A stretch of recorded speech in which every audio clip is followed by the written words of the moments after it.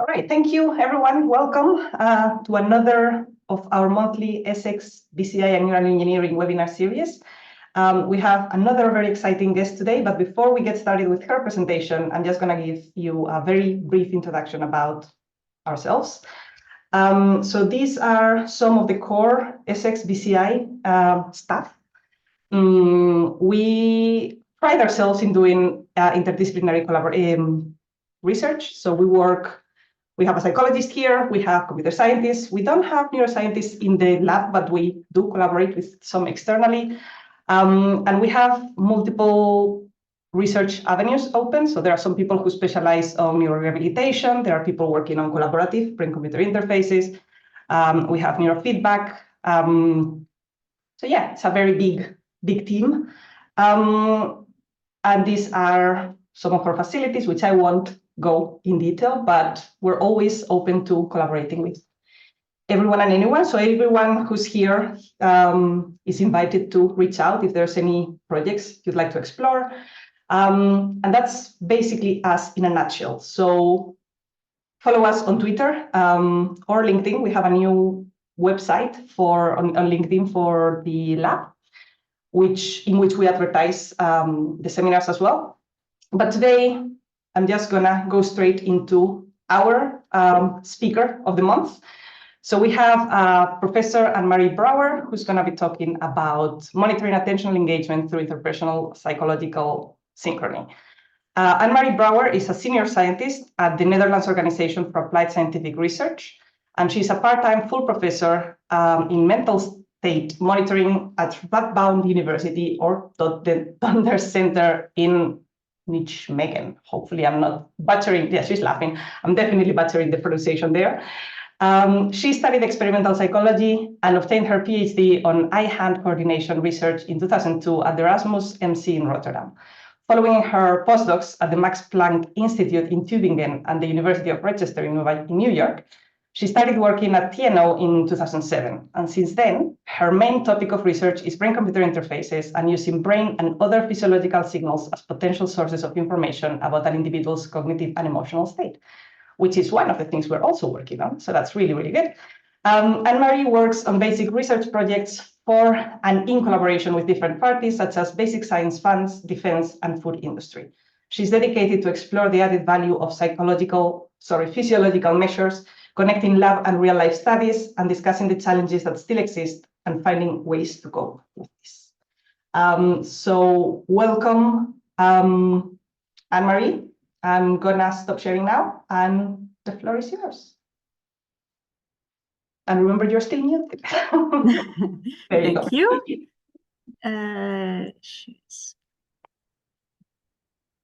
So I think you can see my screen now. No, we're not. Oh, no, not yet. No. Oh, now. Now, yes. Yeah, good. Yeah. Okay. So thank you, Anna, for this introduction and for inviting me. It would have been even better if I was there over with you physically, but this is also has its advantages, as we just discussed. Okay, I will be telling about a line of research that we have been working on the last years on physiological synchrony, so monitoring attentional engagement through interpersonal physiological synchrony.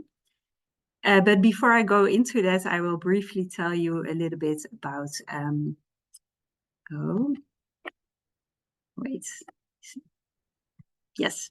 about TNO. So that's the institute that I work at mostly, besides the Radboud University in Nijmegen. It's a really, that is how you pronounce it. So TNO is an applied research institute. We have different units that are dedicated to different application areas as depicted here. We are a little bit in between university and really, applications, a bit like Fraunhofer in Germany, if you know that. And we have several locations in the Netherlands depicted here, a few abroad also. And we are here in this location in Soesterberg. And that in this location, we mainly do research on human factors. So that's also still quite broad. Here are some pictures of the facilities that we have: a virtual reality lab, telepresence lab. Well, you can see it over here. The physiology lab is for me the most important one. So as you already mentioned in the introduction, my main topic of research is mental state monitoring. So monitoring attention, emotion, these kinds of mental states, workload, effort. And it really is the field of effective computing, passive brain-computer interfaces, neuroergonomics. That is a bit of to indicate the field that I work in. And it's quite familiar, I think, to many of you as well. So we really try to combine different fields of research. So we have the traditional neuroscience. We can learn a lot about the traditional experiments where we know what certain signals in the brain or in other physiological systems, what they tell us about mental states or how they are associated. So we really have experiments very well controlled and with solid designs. But now a lot of the work that was done there is on averaging across participants and trials and getting information from signals in that way. But as you know, in your department, there are new methods and equipments like a machine learning, applying machine learning methods to EEG signals really allows for different things. So we can say something about one individual at one moment in time. That was not possible before, I think. So this really, enables more other exciting applications and types of research. Also, we have much more data capacity and computing power, making new things possible, and wearable equipment, so we can record signals outside the lab. A third field that is depicted here is application. So, okay, we can maybe monitor our mental state using physiological signals, but when is this of added value? How could you apply this in real life? There are a lot of other problems, and also it's not always maybe useful to do that. So we look at the intersection of these three things. Or at least, so physiological measures as information about mental state. Why would you want to use physiological measures for inferring mental states? Because we can also ask people about workload, emotion, attention, and that is also often a very useful thing to do. But there are some special features about physiological measures. So we potentially have a continuous source of information about a mental state rather than snapshots that you will get if you ask people about their mental state. We could potentially extract information about mental state without distracting people, like asking people also gives them another task that increases workload. And also can distort the task that they are in, or distort, for instance, the emotion that you are interested in, or the emotional experience that you're interested in to measure.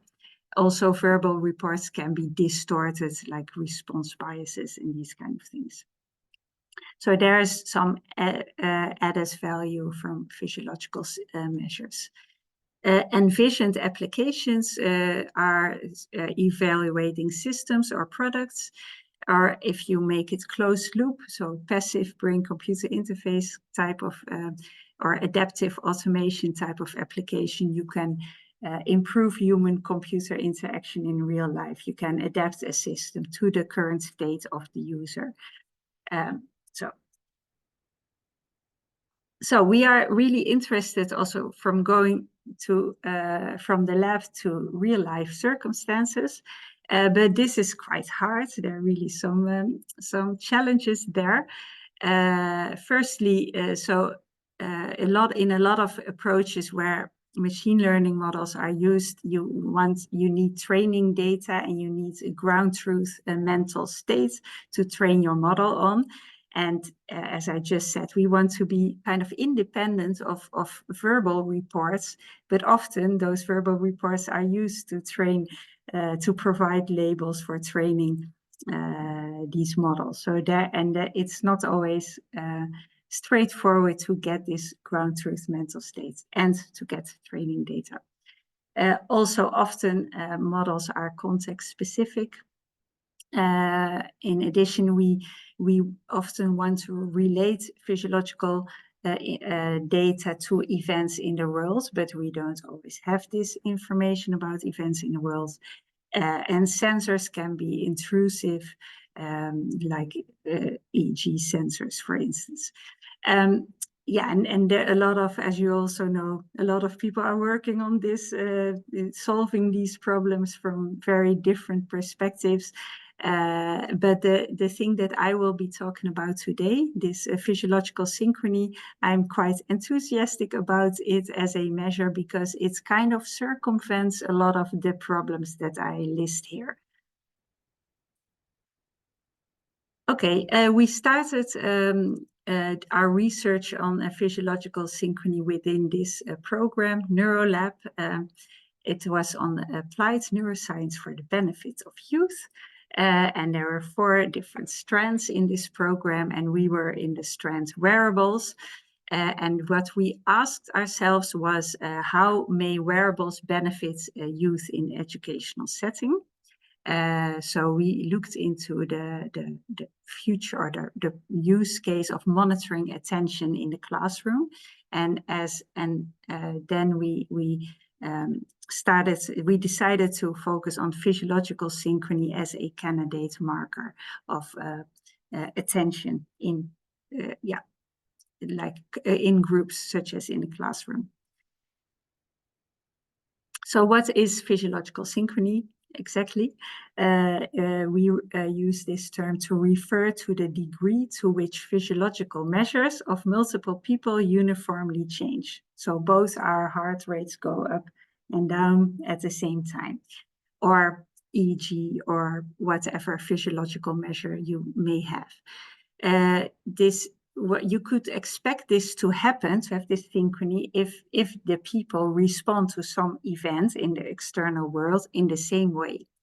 And that could occur if you are all together at the same moment in time emotionally aroused, or if you at the same moment in time pay attention to an event.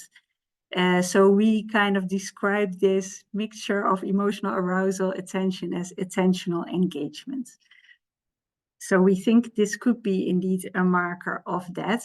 And and if you have this physiological synchrony, it is a marker of attentional engagement.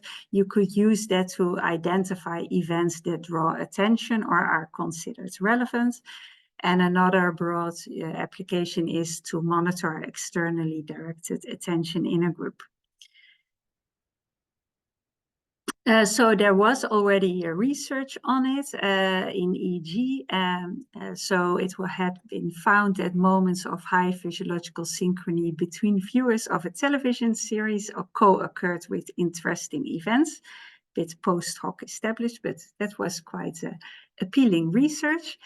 And also physiological synchrony between students in a classroom predicted class engagements. So there were also maybe some confounding factors that could have caused that results, but also that looks very promising. And these authors, Suzanne Dicker and Markowski, Lucas Parra, they also related this physiological synchrony to shared attentional engagement.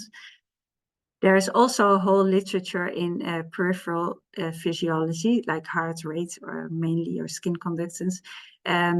And their physiological synchrony is regarded as a measure of general connectedness. It is in most studies a bit less clear what it exactly means, but it's often studied in like mother-child binding or like teams or these kind of things, and it is it is taken as a measure of like connectedness. There is also synchrony in behavior, like gestures or facial expression. There's also research on that. So we here actually, this can be considered as a confound. Of course, if we move all at the same time, our heart rate will also vary accordingly and will give a synchrony. So in that sense, it is a kind of a confound. You could also view it as a measure of interest. In our research that I present here, we try to get rid of it, to not have this confound or measure of interest. So we kind of left it out. But that is not to say that it's not of interest. But we try to make it a bit more easy to ourselves for interpretation. So what we looked at in a first lab experiment, a big lab experiment, was is a physiological synchrony also in peripheral physiology informative of attention. So not only EEG, because that was kind of established already. Can physiological synchrony predict cognitive performance? So that would be nice. And can we what happens if we record physiological synchrony through wearables? Because of course this is helpful if we can do that for a recording in real life. We also used existing databases or existing in this big project or program on physiological data in real life school environments, and we interpret that as from a physiological synchrony point of view, or analyzed it in that way to see whether we could detect physiological synchrony in real life. We also had some focus groups in schools to talk about the ethics, or what do students and teachers think of monitoring attentional engagement in schools. What is their opinion? After this program, we also looked at physiological synchrony and attention in other types of contexts where we did not vary attention by instruction, or whether we did not even have a really attentional task. But we looked at attention as modulated by personal traits and attention as modulated by lack of sleep. Is that also maybe reflected in physiological synchrony? And finally, very recent, when I did my inaugural lecture at Radboud University, we recorded from the audience, from people in the audience, to study physiological synchrony in real life using wearables. And we also try to see whether we can distinguish between differently engaged groups as defined by family and friends and more colleagues. So we are still a bit working on that data, but I can show you already some results. Okay, to get at the lab experiment, we presented our participants with the exact same auditory stimulus, but we instructed them to attend to different aspects. So, yeah, and we compared modalities, EEG, EDA, so skin conductance or electrodermal activity, and heart rate. And we also recorded simultaneously using high-end equipment and wearables. So this is what it looks like, participants in our setup. So this is the biosemi equipment, and these are the wearables that we used, a Wahoo ticker for heart rate, and the MovieSense ADA Move for skin conductance. So this is a wearable that is maybe a bit in between high-end equipment and wearable. So you also have this skin conductance sensors that record from the wrist, but that is, yeah, quite hard, we think. So it's really better to measure from the palm of the hand or the fingertips. And this is, this is quite robust. So we also use this in students that wore this the whole day. So you can wear it, even though it is a bit less wearable than a wristband. So we presented all of the participants with an audiobook, and we played sounds through this audiobook. And we had emotional sounds from the International Effective Digitized Sounds database. So that can be crying babies or applauding audience, things like this, that we actually expected to draw attention of everybody because it's really emotionally kind of sounds.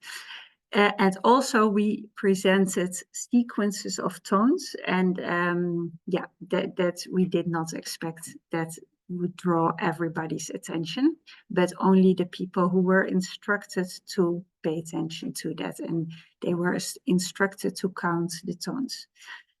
In the end, everybody also got questions on the ayats, the tone, and the narrative.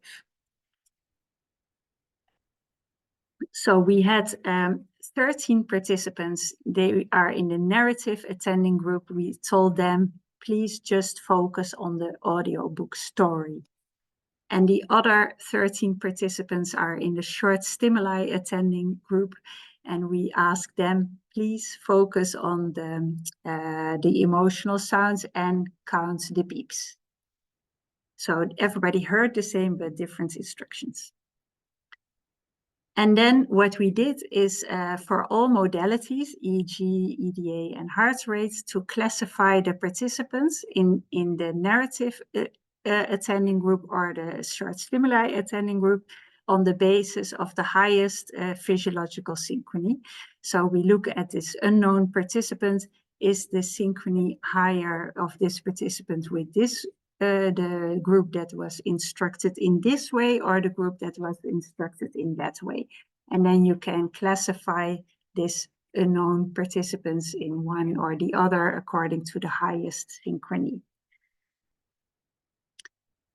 So what we actually expected is that maybe if we find some positive results, it could be driven maybe entirely by the parts when you hear both the audiobook and the short stimuli. Because if you only use like the narrative in between, maybe everybody is attending to that because there's nothing else to attend to. So we did the same type of analysis, not for the whole audio stream, but also for data around these short stimuli and around intervals where only the narrative was played. Okay, shortly on the methods. So we really used what other people did before. So the group by Lucas Parra and Markowski for EEG, what they do is first a correlated component analysis and then take the sum of the correlations of the first three components. And that is what you use in the physiological synchrony determination. For EDA and heart rates, we look at Pearson correlations over 15 seconds running windows. That was also done before. Okay, here are the results, the classification results. So either narrative attending or short stimulus attending, 50% chance. And we saw that if we look at the entire 66 minute stimulus, if we use physiological synchrony in EEG, this went, that you have almost all participants were classified correctly. For EDA, 73%, for heart rate also 73%. So physiological synchrony can be used to guess whether particular participants belong to one or the other attentional group for all of the modalities. And so if we look at the EDA and heart rate, we and we compare this because these are the data from the high-end equipment. Actually, we really get the same if we look at the wearable data. So that was nice. Even a bit higher. If we focus on the data around the around the stimuli, the short stimuli, the beeps and effective sounds, or narrative only, we can still, even in narrative only, we can classify the participants correctly. And we see that each modality more or less has its own specialty, like EEG was best for beeps and EDA for effective sounds and heart rate for narrative only.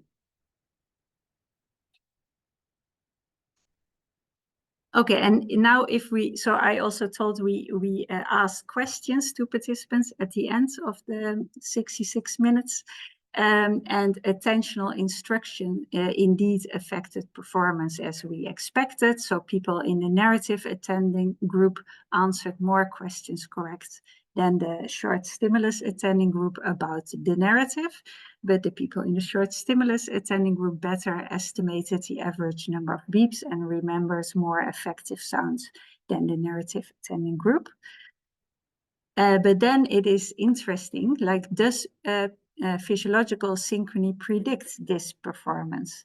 So how we determine that is that we rank order the participants in terms of performance for each set of questions about the narratives, about the beeps and effective sounds. And indeed, we found that a higher rank order corresponds to high physiological synchrony with the attentional group that matches these questions. So as you can see here for this is EEG. So this is the rank for remembering sounds, and people who remembered a lot of sounds also had a high physiological synchrony with the short stimulus attending group. So we found similar results for heart rate and Okay, then another question that we had, can we use physiological synchrony to detect relevant events? And this is kind of a picture how we approach that problem. So here we know for the narrative, we don't really know what are relevant events or so, but for, we know of course the emotional and the beeps, the emotional sounds and the beeps are relevant events, at least for the short stimulus attending group. So those, so here this is schematically depicted by these blue zones. So this is a signal over time for every participant. Then you compute synchrony, like here, and of course you expect.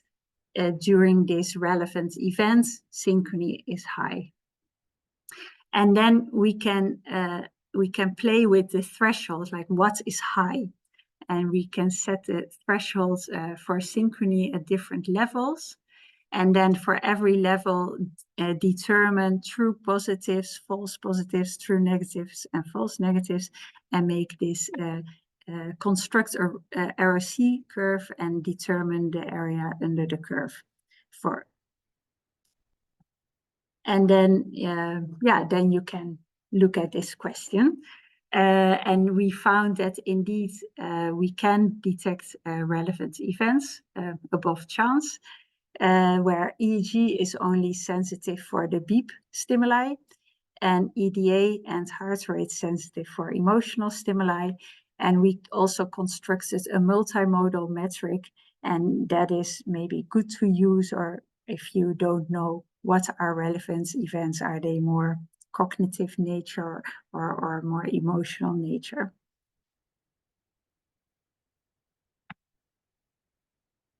Okay, that was those were the main results of this first study that we did. As I announced, we also looked at data that were collected in schools from actual students using wearables. And where there were two studies that we received data from.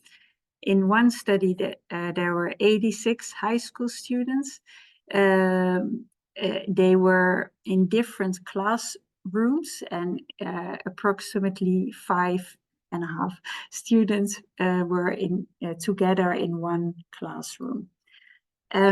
So and in study 2, we had 29 high school students, and on average 2.5 were together in the same classroom.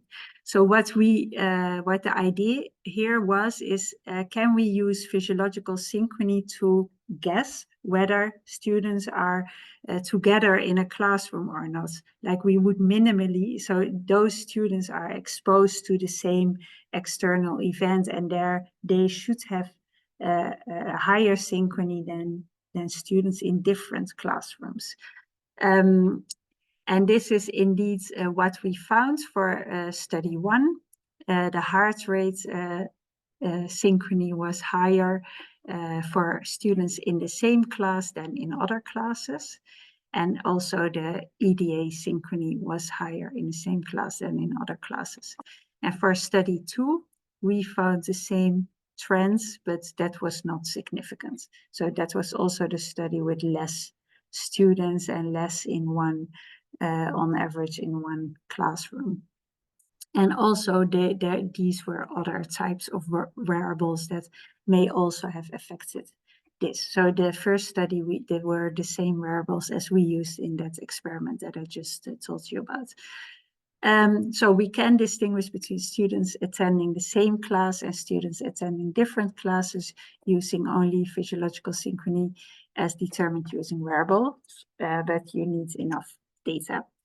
And of course here, this is quite rough, so we don't modulate attention by instruction. So this could also be caused by just the same sensory input, or maybe even the same movement or so. We cannot zoom in to that here, but yeah.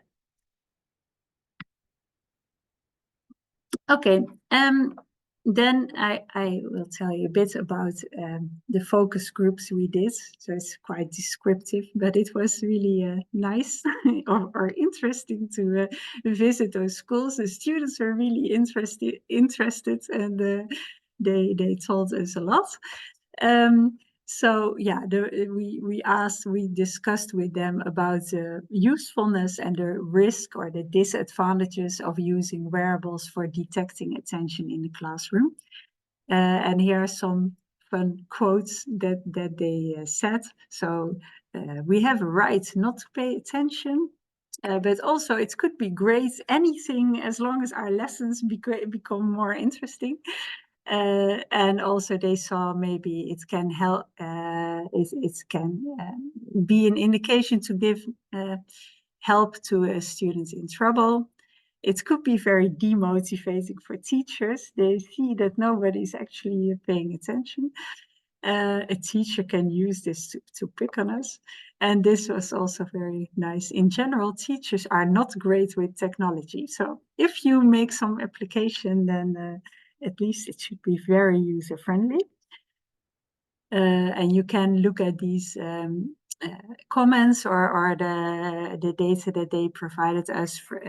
You can classify this in different types of categories that are on the traditional ethics, ethics of science, Foucauldian ethics. So they did not seem too worried about privacy and security, the students. But they were more on the interested in the potential to change social or power relationships. Okay, just to sum up what I just told you about this NeuroLab program results. So we found that physiological synchrony reliably reflects selective auditory attention in a group. So this was also nice. We really on purpose use this auditory stimuli so that you don't have eye movement effects, for instance. And we found that worked, not only in EEG, but also in EDA and heart rates, and also using wearables, Wahoo, Ticker, and ADAMO4. So we could classify attentional groups, but we could even capture more subtle differences so that we could predict performance, so the answers to the questions that we asked for EEG and heart rate. Different modalities appear to be suitable for different types of events. Oh yeah, there is one thing I did not tell. So we also, the analysis that I told you about, uses kind of pre-knowledge of the attentional instruction of the participants. So you remember we have this one group and the other group, and then an unknown person, and in which group does this person fall. But if you don't know these two groups, what then? So we also did an analysis using unsupervised classification of attentional groups, and that also works. And there we found, but not so good as the other approach. And there we also saw that the multimodal approach, so using these different EEG and EDA and heart rate, was helpful. Physiological synchrony could be used to detect relevant events. We had some first results indicating that physiological synchrony can be detected in real classroom settings using EDA and heart rate wearables. And yeah, there's an ongoing conversation about pros and cons of attention detection technology in education with students and teachers. So, okay, if there is any question in between, you should just shout. But I just go on. Otherwise, okay. So in another, next we looked into attention as modulated by personal characteristics. So not instruction, but yeah, you also expect that people interested in certain things are attending to something else than other people, right? And we looked in food neophobia. So this was a project for Kikkoman soy sauce. They are interested in food experience and ways to measure food experience, or what is happening if you enjoy or not enjoy food, besides questionnaires. And one important thing for them is the concept of food neophobia. That is the hesitance to try new foods. That is, you can ask that using a questionnaire, you can determine food neophobia, and that is very much correlated to, for instance, you buying Kikkoman soy sauce, which is a bit of a new food in at least outside Asian countries. So what we did in this study is to use EEG to obtain insight in early attentional processes when we presented with food-related stimuli. And there we looked at late positive potential, so P300-like signal, and physiological synchrony. And we looked at physiological synchrony, or actually both of these signals, as a function of food neophobia. So this is in short our methods. So we had 43 participants who filled out this food neophobia scale. They were presented with 20 unfamiliar and 20 familiar food images. So the unfamiliar food images were in this case Japanese foods, and the familiar ones were Dutch food, like kroketten. This is the most famous Dutch food here. And also we selected participants to be more not Japanese food lovers, especially. Also, so we looked at the response to these images in terms of ERPs in the EEG and judgments. So people judge these images in terms of valence, pleasantness, and arousal. We also presented them with a 15-minute movie on Japanese soy sauce, and that was the time for which we determined physiological synchrony. So results are here. So these are the results for the self-reported data. So self-reported valence or pleasantness for these pictures. For the unfamiliar, the Japanese food images are as expected. So people with high food neophobia score low valence, and people with low food neophobia score high valence. So this is what you would expect. And also what was expected for the familiar food images for the Dutch food, there was no real relation with food neophobia. So it's food neophobia, like new foods are mistrusted by or are not experienced as pleasant by people who are high in food neophobia. But if we, here you see the averaged ERPs to the pictures, and what we saw there was interesting that if you do a median split for food neophilic, food neophobic people, according to their food neophobia score, we see that the food neophilic people respond less strong than the food neophobia people, but for all that is irrespective of familiarity of the food. So the food neophobic people just respond strongly to all food images. And this was even, this was also, if you look at it in a more continuous manner, that was also found. So for both unfamiliar and familiar images, the higher food neophobia you have, the higher the amplitude was. And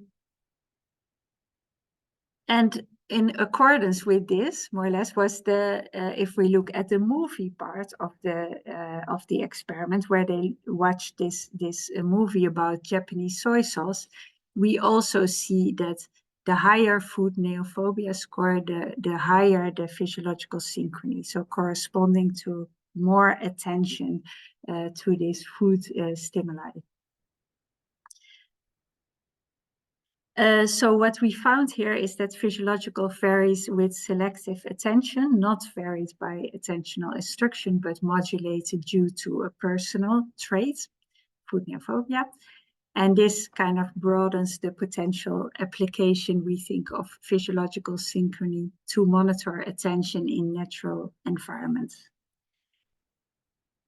And for the people in food science, this was kind of interesting because food neophobia really seems to affect the short-term attentional processing of all food-related stimuli. So it's not just food neophobia, but just, there was a strong response to all types of food.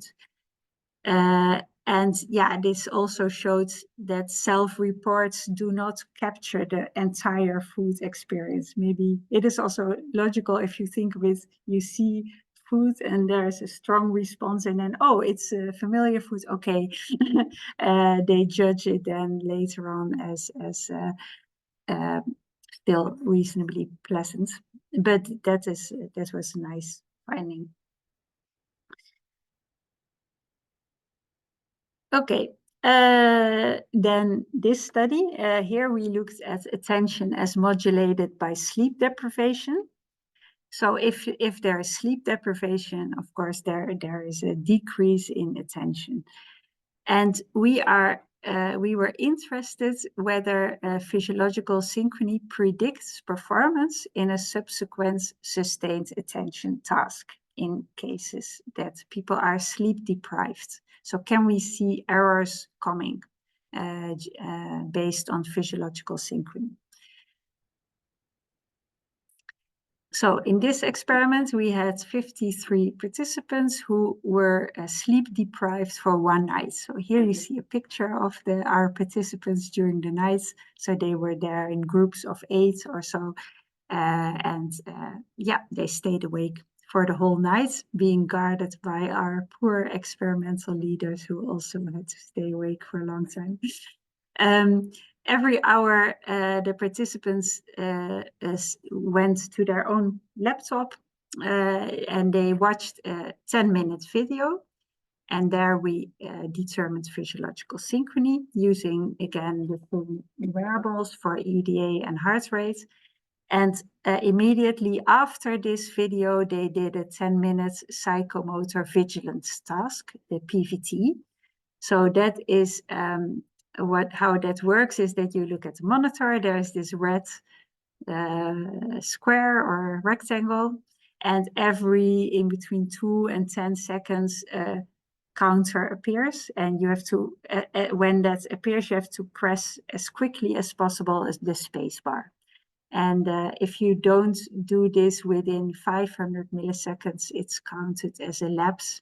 So you look at the amount of lapses, and you can also look at reaction time in general. Also, every hour they filled out a subjective sleep scale, how sleepy they felt. So in another pre-study, we checked whether those movies, those 10 minutes movies are indeed capable of eliciting physiological synchrony. And we found that to be the case for, yeah, most of the movies. And also in that study, we found again that physiological synchrony correlated with answers correct on a answers on questions about the movie correct. For in this case, we found it to be significantly to be the case for heart rate and a trend for EDA. And I will skip this. Okay, so the results for the sleep deprivation, the lapse probability, this is a pattern of PVT performance that was also found before. So you start out with little lapses, a few lapses, but over the night it increases. So it's about highest and, at 4 or 5 o'clock in the night. And then actually you get much better again. So this is circadian rhythm effects in the morning, regardless of your sleep, you improve. As for the subjective sleep score is so that is just getting worse and worse. So also in the morning they report to be very sleepy, even though they perform quite well. If so, what we hope to find, so if we have this lapse probability, we kind of in this PVT task, we hoped that like in the movie before that, that it would show physiological synchrony that is kind of the reverse of this. So if you have a lot of lapses, then physiological synchrony in the movie before could be low. And we found this a little bit, like this is an annoying point, but there's a little bit of this trend in EDA, but not at all in heart rate. It's in any case not a very compelling pattern, but we did find that physiological synchrony in EDA contributed to predicting PVT performance, and physiological synchrony in heart rate did not, indeed. Yeah, so we think in future work, so this was quite difficult. Also, like we have this quite engaging movie. And then after that, they did this very boring task, so that there's not a very strong relation. Yeah, maybe in retrospect, it was not so surprising, but still we found a modest effect. Okay, so in these studies from the food and the sleep deprivation, we found physiological synchrony in EEG reflects attentional engagement as determined by individuals' personal traits. We replicated the relation between physiological synchrony as predictors of performance, questions correct. And we have some evidence for physiological synchrony in EDA as a predictor of subsequent performance in a vigilance attention task during a waking night.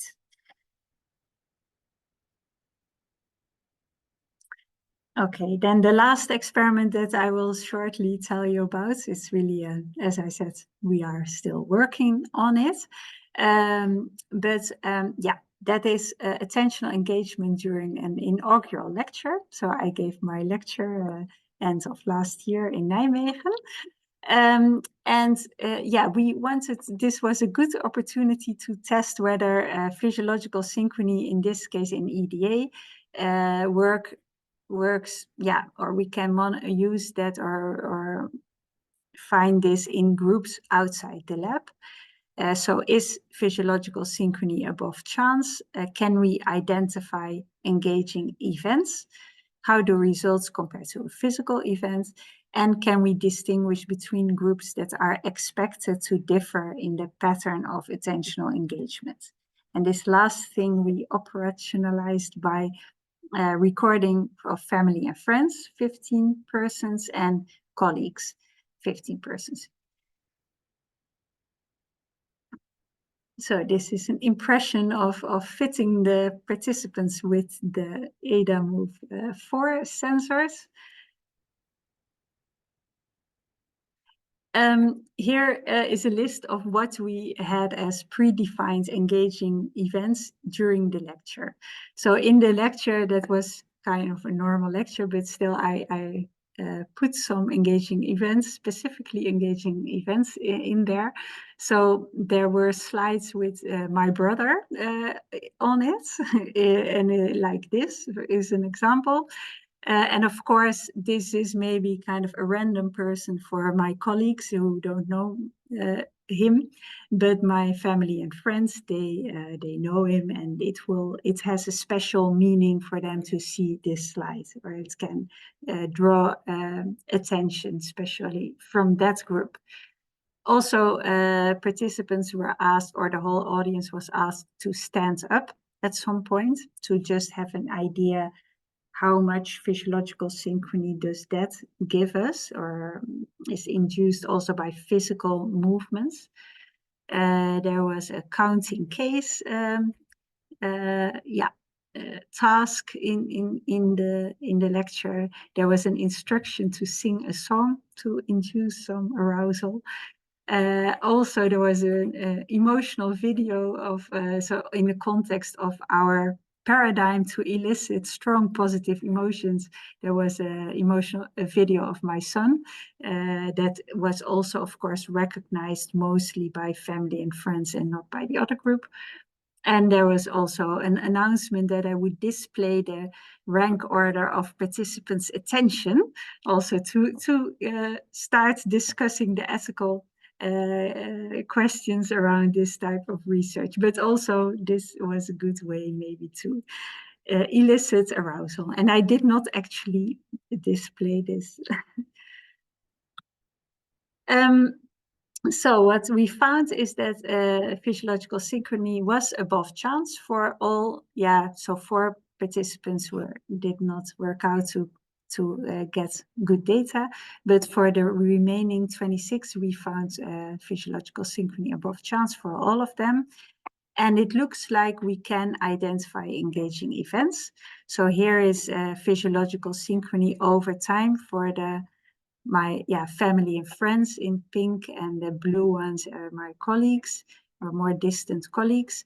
And this is part of the lecture. And here is that the slide with my brother was shown, and you can see that there is a peak, especially in the group with my family and friends. Standing is about the same amount of physiological synchrony. So I thought maybe that is really going very much up, but that was roughly the same. And indeed, we can partly distinguish between groups that are expected to differ in pattern of attentional engagement. Here you see this already. Here you see this very clearly if you zoom in on these parts. But if you just compute physiological synchrony over the whole lecture, you see that for my family and friends, they have a higher synchrony within group than between group for all but 3 of them. If you look at my colleagues, that was not significant. Okay, then we get to my final slides to just say a little bit more about physiological synchrony as a feature of attentional engagement and how that is a nice feature for real-life measurements. So some particular advantages of physiological synchrony in this respect is that we don't rely on labeled training data. So we don't have this problem of collecting this data and of obtaining ground truth that is correct. And also we kind of circumvent this context specificity problem, like you have a model trained in one context that does not apply to another context.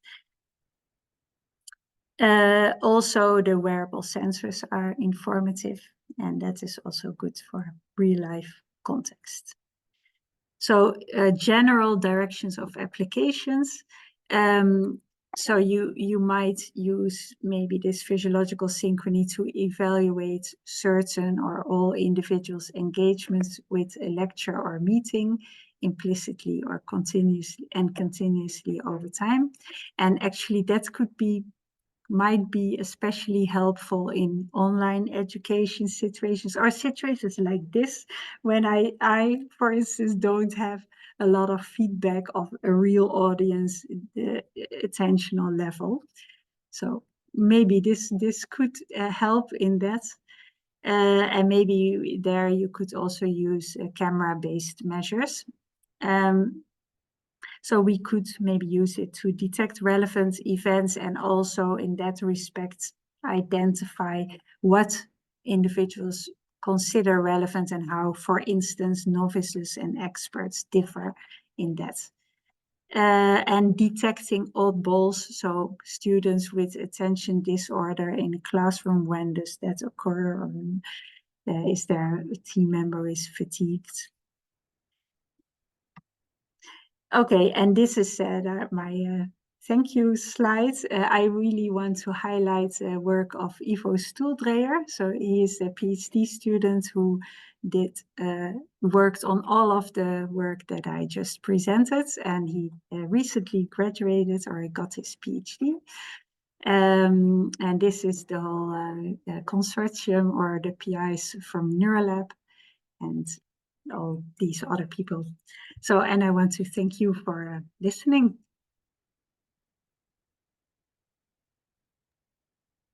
Thank you. Thank you so much. I really like that talk. That's really good. No, I think, well, I'll open the panel, not the table for questions, I guess. Mm-hmm.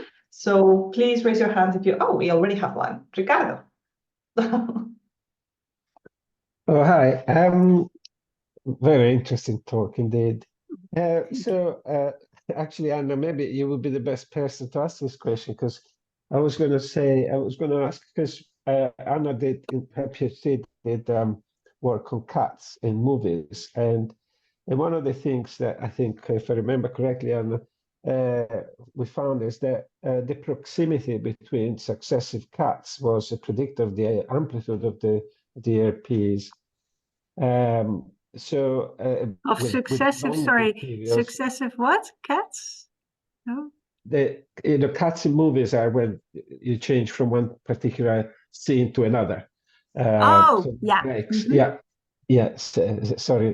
it's my bad pronunciation here. So rather than kittens in movies.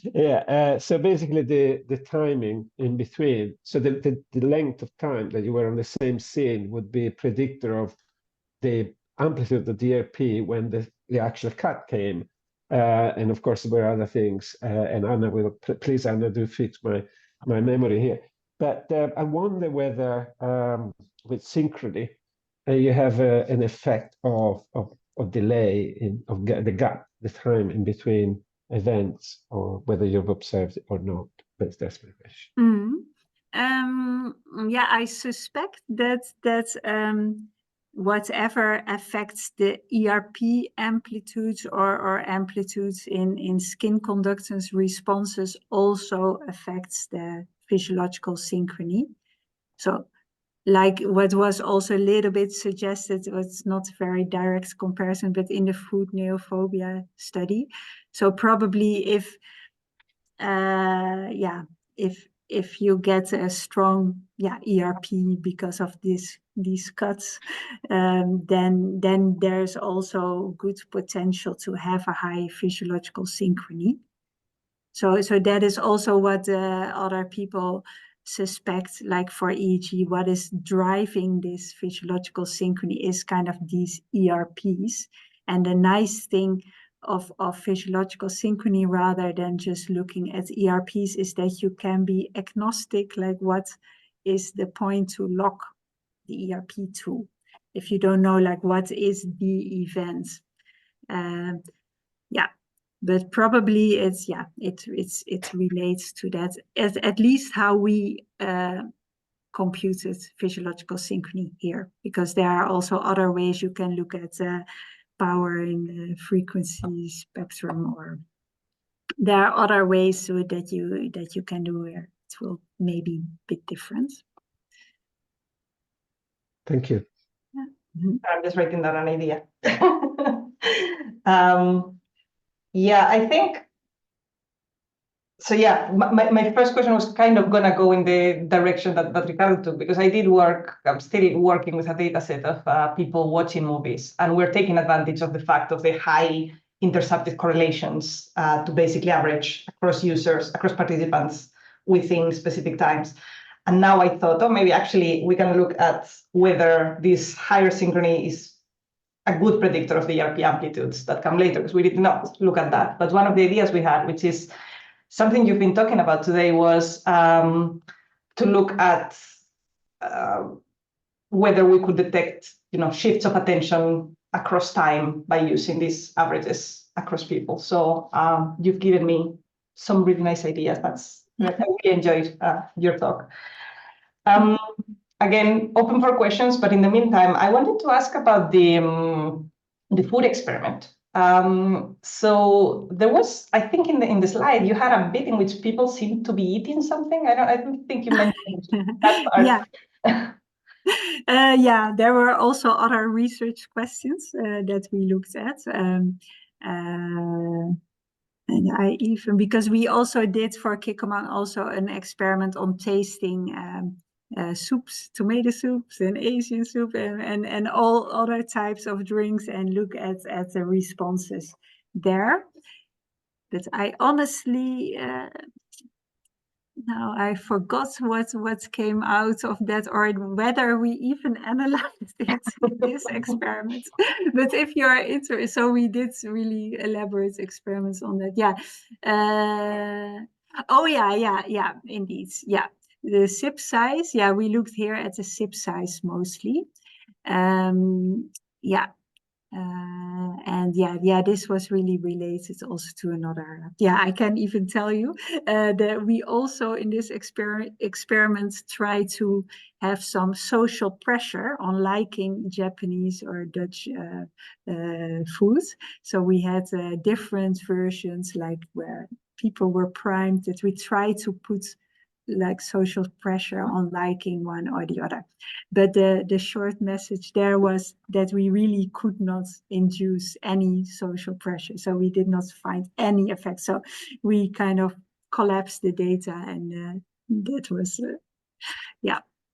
I found the comparison between Japanese and Dutch interesting, because I think nowadays a very interesting experiment would be to look at, probably I'm projecting, but I think there are, all these lab-created meats that are coming out now. So I think there are people who might be, very open to trying Japanese food, but lab-created meats, or what's the other one I wrote? Like crickets, very, very strange for us Europeans. So it could be that you don't consider yourself neophobic, but then when this very weird to us things are on the menu, then situations might change. We did quite some research in that direction with Kikkoman, so with Daisuke Kaneko, and also what we found interesting was the different countries also, and how people and the biases caused by cultures, filling out questionnaires, and whether physiological measures can there add something,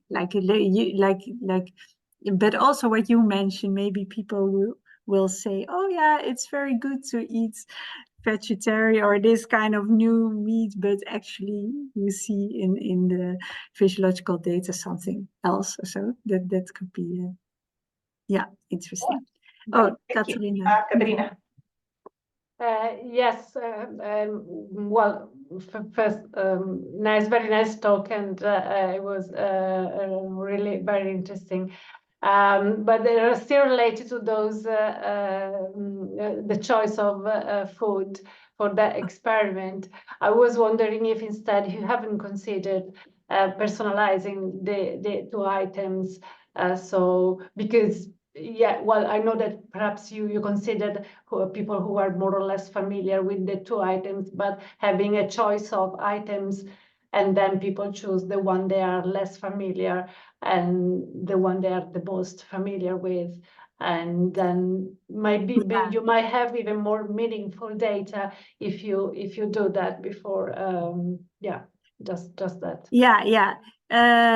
Indeed, that could have been more even clearer distinction between familiar and unfamiliar. So I mentioned we pre-selected a little bit participants. That was actually what we did exactly, was that we asked people who had not been in Japan, or who had not lived in other countries and so on. So in that sense, we try to have this distinction, and we did see like the expected effects in the subjective rating. So the manipulation was good enough, at least, but I agree it could be even better. Okay, thank you.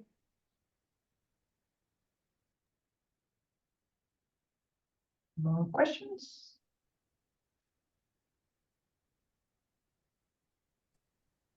May I ask? Go ahead. Very technical questions. Which kind of pipeline did you use for the processing of DRP? So Ivo Stoeldreyer knows best, but in general, we always remove eye movement artifacts using ICA analysis. So that is one aspect of the pipeline. And you can look it up in the paper. Or do you have a specific question, like what? I don't know. Do you do some leg compensation? No.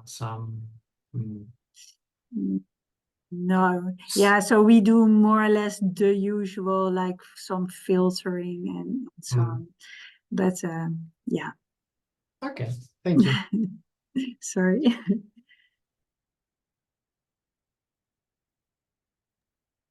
We have a question in the chat. So Gabriel says, sorry? Yeah, I see chat, I'll just read it out loud for the recording. First of all, thank you for the great talk. I don't have a mic here, so I'll have to ask the question. I wonder how much the inter-subject variability in terms of reaction time to external stimuli can affect the PS computation. Is there any specific strategy to deal with this, or is it not an issue at all? That's very valid point. So certainly our reaction time also to external stimuli.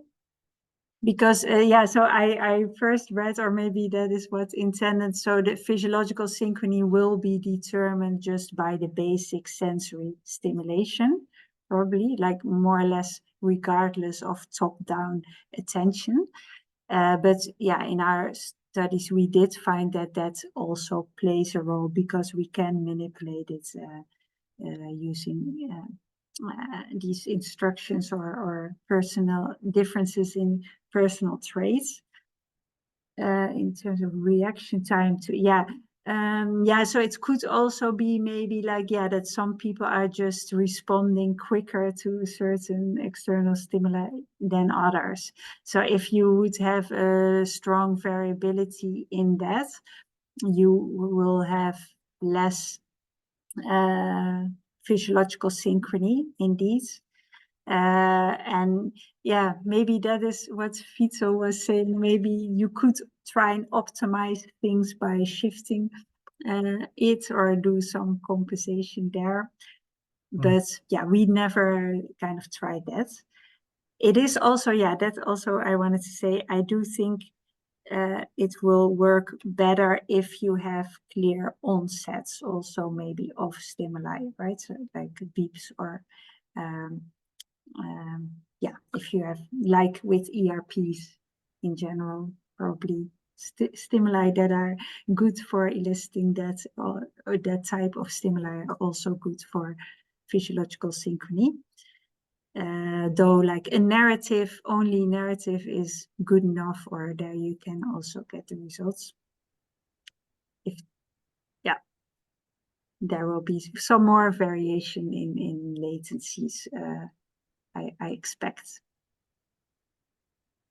So kind of on that same note, when you run these experiments across different people in a classroom, how do you ensure or look for precise, so everyone's being recorded at exactly the same time, but independently? Yeah, so you need to be sure to make sure that your equipment, that you have that technically in order, I would say. And of course, like with the EDA, it's a bit less critical than with EEG, because those signals are just much slower. Thank you very much. You're welcome. Yeah. You also had a message from Rainy saying he had to run away, but he hoped to be back to say goodbye. Oh yeah, I see. Oh, Reinhard, yeah. I know. Any other questions from anyone? Okay, then thank you. Thank you. Thank you so much. Thank you. Thank you. And hope to see you in person sometime. Yeah, any conferences you're going to this summer? To neuroeconomics. So that's... Yeah, I'm hoping to go too, so we'll meet in person, hopefully. Yeah, I Okay. hope to be there too. Nice, Yeah. nice. Okay. Well, thank you very much, Anne-Marie. Bye. Hope to see you soon.